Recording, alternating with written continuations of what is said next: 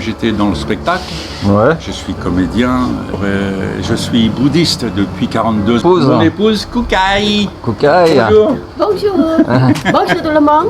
Ça va Koukaï? Ça va? Tu parles un petit peu français? Oui, je parle un petit peu. C'est vrai que je trouve les femmes asiatiques tout à fait Assez joli. très jolies. Maintenant, on est mariés depuis 10 ans. Ici, c'est un peu le deuxième Hollywood, quoi. C'est que je suis devenu bouddhiste à Las Vegas. Alors salut Patrick, comment tu vas? Bah, je vais très bien. On est très bien ici en Thaïlande. Ouais. Bienvenue sur la chaîne William and Thai. Alors dis-moi Patrick, depuis combien de temps tu vis en Thaïlande? Bah, écoute, on est là définitivement depuis novembre dernier. D'accord. J'ai finalement eu ma retraite en octobre. Ok. Mais on avait fait construire cette maison ici il y a 5 ans déjà. Ok. Et parce que je savais que j'allais prendre ma retraite un jour ou l'autre Ouais. en Thaïlande. Donc on avait fait construire ici. On avait fait construire ici parce que c'est dans une résidence sécurisée et bien. Et je savais que je pourrais la louer régulièrement en attendant ma retraite. J'ai travaillé pour Disneyland pendant 30 ans et malheureusement à cause du Covid, comme j'étais dans le spectacle, Ouais. je suis comédien. À Disney? Tu faisais comédien à Disney? Oui. Dans les shows Dans le spectacle de Buffalo Bill, D'accord, ok. le plus grand spectacle d'Europe. Ok, Donc, ok. voilà, j'étais le monsieur loyal, un des rôles principaux du spectacle. Et malheureusement, à cause du Covid, tous les spectacles vivants ont tout fermé, s'est arrêté, n'ont ouais. jamais rouvert. Donc je me suis retrouvé forcé de prendre ma retraite maintenant, or que je n'avais pas forcément prévu de la prendre tout de suite. Et comment tu es rentré dans ce monde-là du spectacle? Ah, parce que j'ai fait ça depuis... T'as fait ça toute ta vie? Toute ma vie, oui. D'accord. J'ai travaillé 15 ans aux États-Unis. Ah ouais? Oui, j'ai fait tous les spectacles de Las Vegas. J'ai fait New York, Miami, Los Angeles. Génial. Voilà. D'ailleurs, j'ai la double nationalité américaine et française. Ah, super. Je me suis fait naturaliser américain quand j'étais là-bas, au bout de 15 ans. Voilà. Comme ça, j'ai les deux passeports en cas où. Voilà. Ah ouais, super ça. Donc, j'ai toujours fait ce métier. Voilà. Ok. Et j'ai eu la chance de pouvoir en gagner ma vie avec, et eu la chance de voyager et de travailler dans le monde entier. C'est ce qui fait que je cherchais toujours un petit peu où atterrir pour ma retraite. Ouais. Et comme je suis bouddhiste depuis 42 ans, D'accord. Ah bah donc j'ai toujours été attiré par la culture asiatique. Ok. Et leur manière de penser. Et donc, Et parce que c'est assez rare on va dire les phalanges, enfin les étrangers qui sont bouddhistes, comment que t'en es venu? alors, le plus drôle, c'est que je suis devenu bouddhiste à Las Vegas. Ah, Las Vegas en plus? Oui. Le bouddhisme m'a toujours intéressé. Je sais, t'es trop jeune peut-être, mais en France, il y a de nombreuses années, il y avait une série de télé qui s'appelait Kung Fu, avec David Carradine. Et quand on regardait, j'étais toujours impressionné par sa capacité de surmonter les problèmes avec bienveillance et sans violence et trouver une solution toujours aux problèmes. Et ça m'avait toujours fasciné, cette manière d'approcher les choses. Ouais. La vision de la vie. J'ai été élevé chrétien, j'étais catholique, machin et tout, mais en même temps, il y avait des questions sur l'univers qui me correspondaient pas, que je comprenais pas. Voilà. Ouais. Alors que quand j'ai découvert le bouddhisme, ça a répondu aux questions que j'avais sur l'univers qui me paraissaient tout à fait logiques. La recherche du bonheur, elle se trouvait ailleurs que dans le matériel. Ouais. Et donc, j'étais toujours fasciné par cette approche du bouddhisme. Et quand je me suis retrouvé, j'ai une amie qui était danseuse à Las Vegas, qui était bouddhiste, qui m'a invité à une réunion, et j'y ai été. J'ai trouvé ça intéressant, j'ai posé les questions qui me trottinaient un petit peu dans la tête. Et ils m'ont répondu tellement logiquement. Moi, j'ai un esprit très cartésien, très logique. c'est ce qui me plaît dans le bouddhisme, c'est que c'est tout à fait logique, quoi. C'est basé sur la logique, c'est pas basé sur des trucs ésotériques. Mhm. Et sinon, donc parce que je te demandais en fait, qu'est-ce qui t'a attiré Ah oui, vers la Thaïlande. Voilà, qu'est-ce qui t'a fait décider de venir faire? J'ai pas décidé tout de suite. T'es venu plusieurs fois en vacances, je suppose, non? Ouais, exactement. Quand je me suis séparé de ma première épouse, je venais en Thaïlande à peu près 2 fois par an. Mhm. Et comme la Thaïlande c'est une plateforme pour l'Asie, j'en profitais pour aller au Vietnam, aux Philippines, au Laos, en Malaisie, en Birmanie, au Laos, etc. Parce que l'aller-retour Vietnam, Bangkok, c'est vraiment pas cher. Ouais. Donc c'était pas cher et c'était l'occasion d'aller. Ça t'a permis de faire tous les pays limitrophes de la Thaïlande. Voilà. Mhm. Et puis bon. C'est vrai que je trouve les femmes asiatiques tout à fait assez jolies. Très jolies. Et ici, je préférais le côté cool quand même. Et donc, je profitais, je sympathisais. C'est comme ça que j'ai rencontré mon épouse. On sympathisait sur Internet.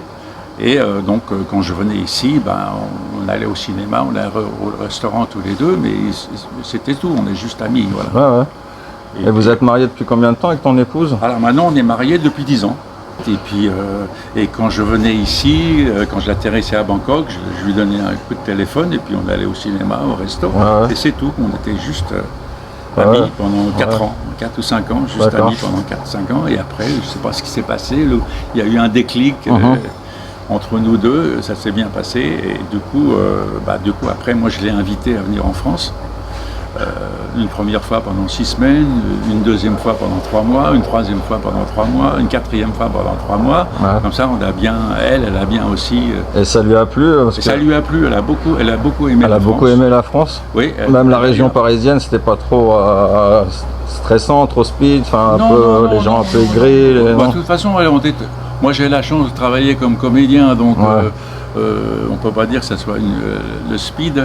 Et je travaillais que le soir et en plus je travaillais que 3 soirs par semaine. D'accord, donc tu avais du temps à lui consacrer, elle n'était pas toute seule. C'est pas du 9 à 5 tous les jours dans les embouteillages.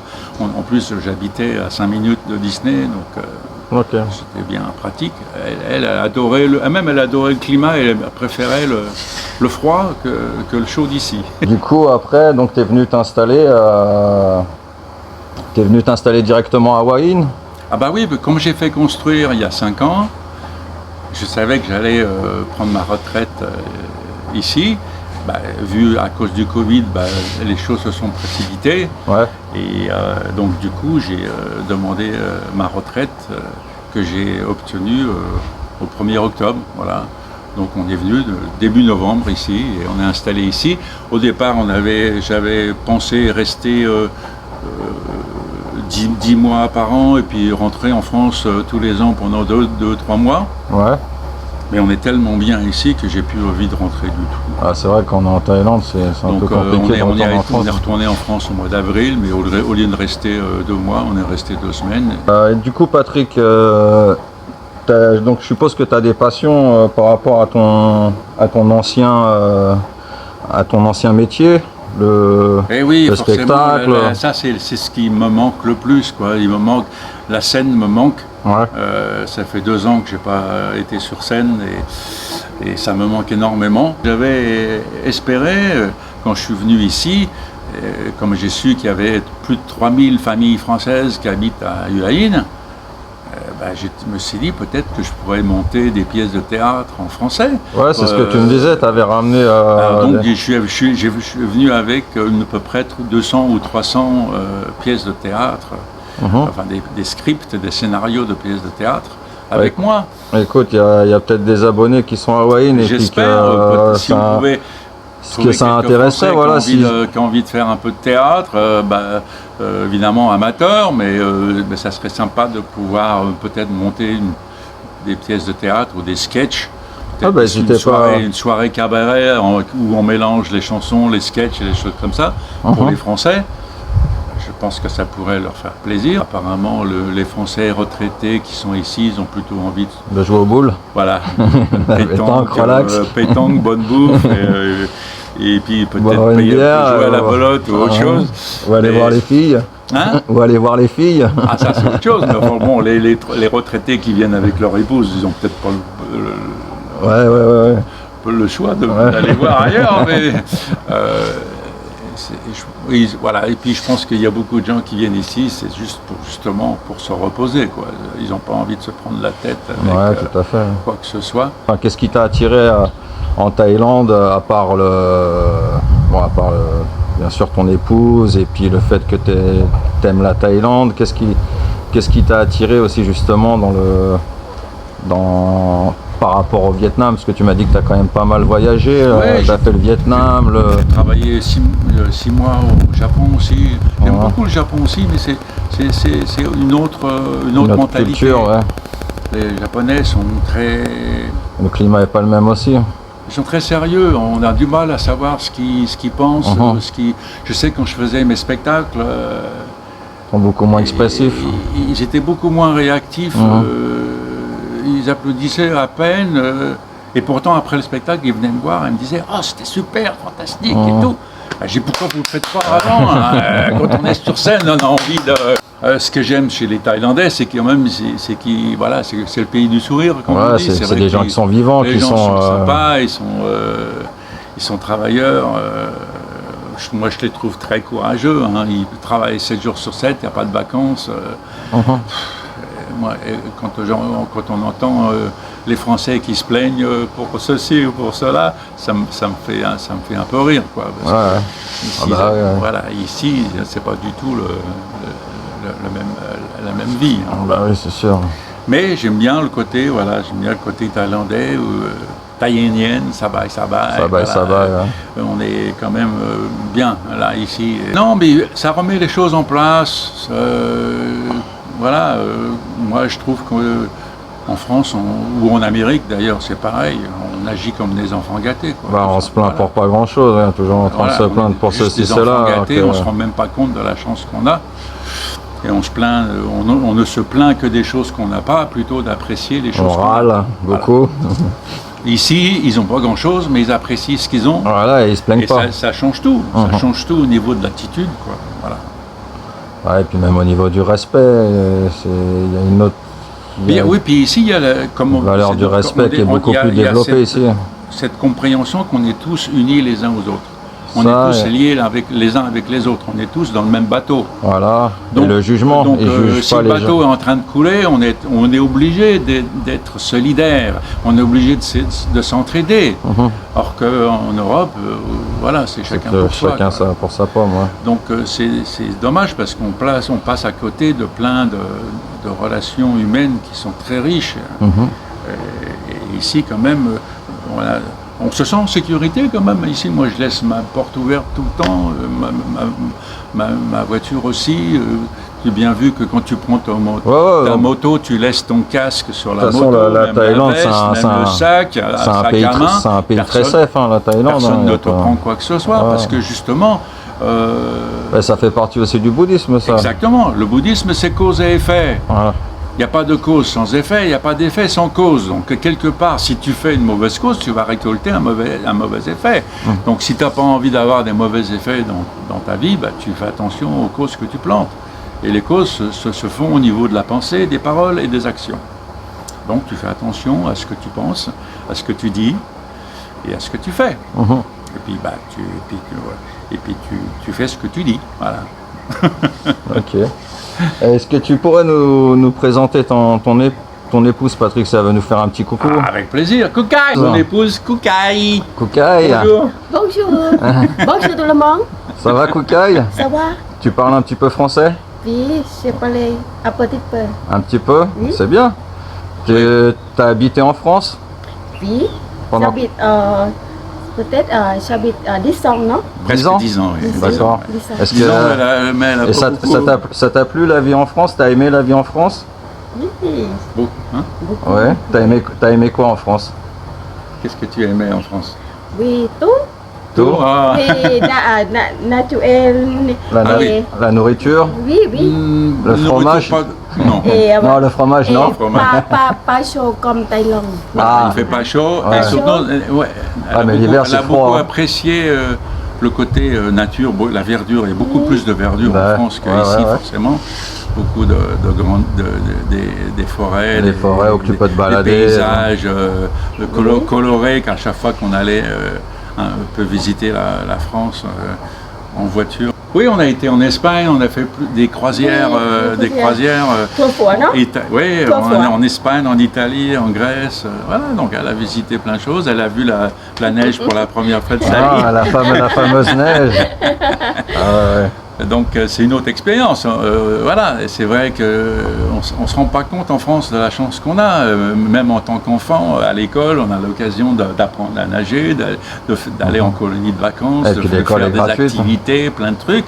Alors qu'ici, non, ils n'ont pas toutes ces activités ils n'ont là. pas l'opportunité de faire toutes ces activités en dehors de l'école. Voilà, donc c'est vrai qu'on ne se rend pas compte de la chance qu'on a ici, qu'on a en France. Merci beaucoup, Koukaï. Merci.